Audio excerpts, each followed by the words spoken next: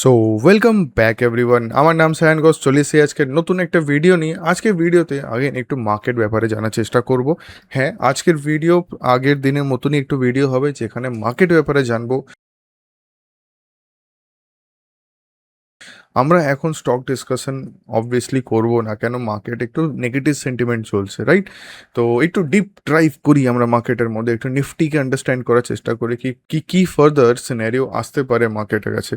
ঠিক আছে, তো সিম্পল আগে আমরা একটু উইকলি টাইম ফ্রেম চলে আসলো, রাইট? আচ্ছা, এখানে যদি আপনাদের লাস্ট উইক মনে থাকে, লাস্ট উইক যখন মার্কেটকে স্টাডি করেছিলাম আমরা, এই একটা ক্যান্ডেল দেখেছিলাম। এই পার্টিকুলার ক্যান্ডেল আমাকে কি শো করছে কি মার্কেটে একটা সেলিং প্রেসার রয়েছে।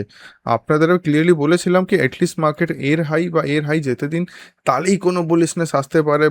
নালে ম্যাক্সিমাম চান্স এটাই থাকবে কি মার্কেটে একটা বিয়ারিশনেস থাকবে, একটা সেলিং প্রেসার আসতে পারে। ঠিক আছে, এবার নেক্সট উইকে কিরম মার্কেট ওপেন হলো, সিধা gap down, slow and steady buying করার চেষ্টা হলো, আর লাস্টে আবার গিয়ে একটা সেলিং প্রেসার দেখিয়ে দিল। তো আমরা পর পর এই দুটো ক্যান্ডেল দেখতে পেলাম, অলমোস্ট সিমিলার ক্যান্ডেল, এদেরকে ডোজি ক্যান্ডেল বলা হয়। ঠিক আছে, ডোজি ক্যান্ডেল যদি আমরা জাস্ট ক্যান্ডেলকে স্টাডি করি, ডোজি ক্যান্ডেল অ্যাকচুয়ালি কি বলে কি আমার মধ্যে ফাইটিং চলছে কিসের, বায়ার অ্যান্ড সেলার। এবার আমরা যদি এই ক্যান্ডেলটাকে একটু ডিপ ড্রাইভ করি, for example daily time frame open করি, তাহলে কি দেখতে পাচ্ছি? সিম্পল প্রাইস অ্যাকশন যদি আপনি স্টাডি করেন, আমরা দেখতে পাচ্ছি মার্কেট কন্টিনিউ ডাউন ট্রেন্ডে রয়েছে, কন্টিনিউ ডাউন ট্রেন্ড। একবারও কিন্তু এটা শো করছে না কি আপ ট্রেন্ডে হতে চাইছে। আপনাদের আই থিঙ্ক এটা বলেছিলাম কি অ্যাটলিস্ট এই হাইয়ের উপরে মার্কেটকে যেতে দিন, বা টেম্পোরারি এর উপরে যেতে দিন। দেখুন এর উপরে গেলেও কিন্তু সাস্টেন করলো না, ঠিক তার নিচে ক্লোজ করেছে, নেক্সট দিন সিধা মার্কেট গ্যাপ ডাউন হয়ে সিধা ফল। এখন এক্সপেকটেশন এটাই, যতদিন মার্কেট প্রপারলি একদম এই হাইটা মার্ক করে রাখুন, আগেও মার্ক করেছিলাম আপনাদেরকে, সেটা ছিল 24,000 লেভেল। যতদিন এই পার্টিকুলার লেভেলকে মার্কেট প্রপারলি মার্কেট ব্রেকআউট না করে দেয়, ততক্ষণে আমাদের মার্কেটে বুলিশ হওয়ার দরকারই নেই, আমরা ওই ভিউই বানায় চলবো না। ঠিক আছে, বাট এই টাইমেও অনেকজন ভুল কাজ করেছেন। কি কাজ করেছেন? সুইং ট্রেডিং এন্ট্রি নিয়ে ফেলেছেন। যখন মার্কেট একটা গ্রিন কালার ক্যান্ডেল বানাচ্ছিল, নেক্সট দিনে গ্যাপ আপ ওপেনিং হলো, সবাই ভাবলো কি মার্কেটে সাপোর্ট হয়ে গেছে, যুদ্ধ থেমে গেছে, চলো আমরা বাইং করা শুরু করি। এটা অলওয়েজ সাজেস্টেড, প্লিজ একটু পজ রাখুন, মার্কেটের লেভেলগুলো রেডি রাখুন। যখন ওই লেভেলগুলো ব্রেকআউট বা ব্রেকডাউন না হয়, ততক্ষণে কোনো ট্রেডিং ডিসিশন নেবেন না। এখন আপাতত এটাই আমাদের কাছে ক্লিয়ার কি যতক্ষণ প্রপারলি 24,000 লেভেলের উপরে মার্কেট আসছে না, আমরা সুইংয়ের জন্য বাইং করব না। আমরা সেলিং অপরচুনিটি দেখতে পারি, আমরা ফিউচার কন্ট্রাক্টে সেলিং অপরচুনিটি দেখতে পারি, কিন্তু বাইং না। আচ্ছা, রিগার্ডিং ফিউচার কন্ট্রাক্ট লাস্ট দিনে অনেকে কমেন্ট করেছিলেন, স্যার আপনি তো এটা বললেনই নাকি ফিউচার কন্ট্রাক্টে কত হিউজ লস হতে পারে, রাইট? অনেকে কমেন্ট করেছিলেন কি স্যার আপনি আনলিমিটেড লসের ব্যাপার তো বললেনই না। হ্যাঁ মানছি, ফিউচার কন্ট্রাক্টে লস আছে, রিস্ক আছে, বাট ওখানে হেজিং বলেও তো একটা কনসেপ্ট আছে। প্লেন ফিউচার কন্ট্রাক্ট নিশ্চয়ই আপনাদেরকে বলছি না, ওখানে হেজিং করে করতে হবে।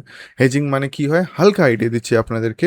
বাই চান্স আমরা এখানে কোনো সেল অপরচুনিটি দেখলাম, ভুল করে যদি মার্কেট উপরে চলে যায়, আনএক্সপেক্টেড উপরে চলে যায়, আমাদের আনলিমিটেড লস হবে না, আমাদের লিমিটেড লস হবে।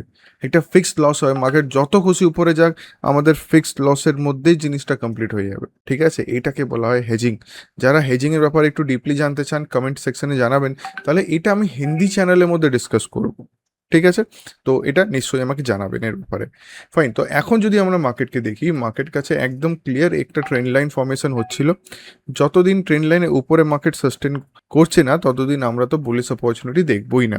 এবার একটা ইন্টারেস্টিং জিনিস দেখার আছে কি, আপনারা মোস্ট পসিবল ক্রুড অয়েলের নাম শুনেছেন। এই যে আমাদের কাছে একটা ক্রুড অয়েলের চার্ট ওপেন হয়ে গেছে, জাস্ট দেখুন এটা যখন মার্কেটে ফল আসা শুরু হয়েছিল, তার আগে ক্রুড অয়েলকে যদি আমরা স্টাডি করি, crude oil continue down trend চলছিল, কন্টিনিউ ডাউন ট্রেন্ড। এখান থেকে অলমোস্ট 9th of January থেকে এখানে একটা ব্রেকআউট আসে, slow and steady market again একটা ব্রেকআউট লেভেলে এসে দাঁড়িয়ে যায়, তারপর থেকে বড় বড় বড় বড় মুভমেন্ট শুরু হয়ে যায়। এটা দেখুন এরম কিছু না কি, অনেকে বলে কি স্যার যখনই কোনো যুদ্ধ আসবে, কোনো নিউজ আসে, তখনই মার্কেট কোনো মুভ করে, বাট অ্যাকচুয়ালি না।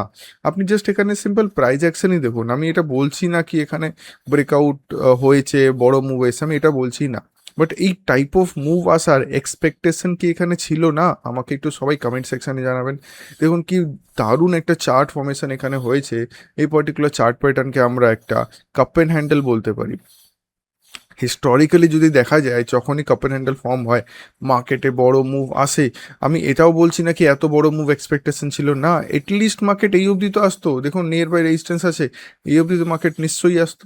নর্মালি এইটুকু আমরা গেস করতে পারি। বাট হ্যাঁ, এই মুভ এসছে সেটা ফার্দার রিয়াকশন এসছে জাস্ট ওয়ার কন্ডিশনের জন্য, লড়াই ঝগড়া হয়ে গেছে বাইরে তার জন্য। বাট এই মুভ আসা কিন্তু নর্মাল। এবার এটা based on price action. But এখন যদি মার্কেটকে অবজার্ভ করি, আমি ক্রুড অয়েলের চার্ট যদি অবজার্ভ করি, আগেন দেখুন তো কি দেখতে পাচ্ছি আমরা, একদম রেজিস্ট্যান্সের কাছাকাছি বা বলতে পারেন রেজিস্ট্যান্সের উপরে মার্কেট কিন্তু একটা ক্লোজিং দিয়েছে। এখানে সাপোর্ট অলমোস্ট আমরা এই লেভেলের কাছাকাছি দেখতে পাচ্ছি।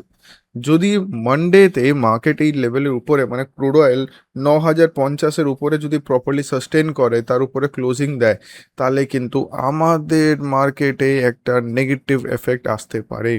যদি আপনি নর্মাল কমোডিটি ব্যাপারে জানেন, আমরা জেনে থাকি কি আজকে আপনার ধরুন পেট্রোলের দাম যদি বাড়ে, পেট্রোল ডিজেল যতগুলো পেট্রোলিয়াম প্রোডাক্ট আছে ওদের দাম যদি বাড়ে, ইনক্রিজ হয়ে যায়, এটা ডাইরেক্ট এফেক্ট আমাদের ইকোনমির মধ্যে পড়বে, হ্যাঁ কি না? ডেফিনেটলি পড়বে। তো এখানে ক্রুড অয়েলকে আমরা অবজার্ভ করছি, crude oil is the base of all petroleum, এটাই আপনার তেল যেটা আমরা বলতে পারি, রাইট? তো এখানে যদি আমরা একটা বুলিশ মুভমেন্ট দেখতে পাই, তার মানে কি এর প্রাইস বাড়ছে, প্রাইস বাড়লেই আমাদের মার্কেটে কিন্তু একটা নেগেটিভ এফেক্ট ডেফিনেটলি দেখা যাবে।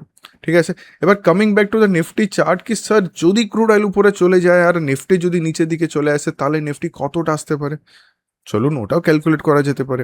দেখুন একদম সিম্পল, আমি একটু উইকলি টাইম ফ্রেমে আসি, এটা আগেও এই চার্টটা আপনাদের কাছে ওপেন করেছিলাম। এখন সিধা সিধা মার্কেটের কাছে ওপেন টার্গেট রয়েছে পুরোপুরি 22,000 লেভেলের কাছাকাছি, মার্কেট এই লেভেল অব্দি আরামসে আসতে পারে।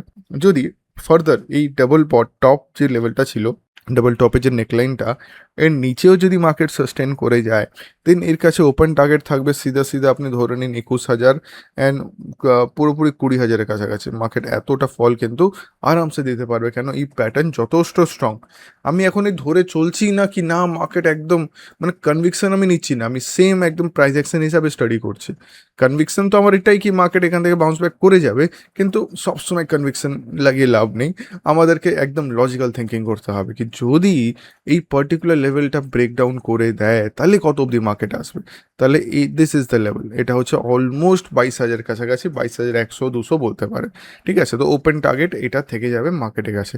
দেন এখানে যদি বাউন্স ব্যাক না করে, এখান থেকে তো ডেফিনেটলি মার্কেট বাউন্স ব্যাক করবে, কেন আমরা জানি in long run Nifty up ট্রেন্ডই যাবে।